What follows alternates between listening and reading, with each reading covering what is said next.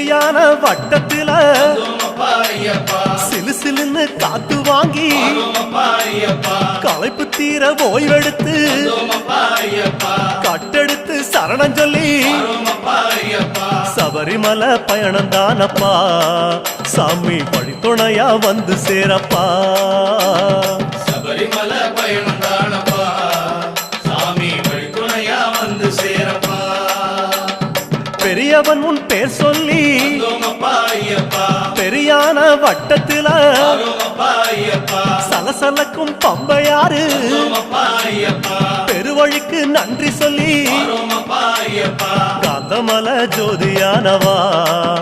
எங்க காவலாக வந்து சேரப்பா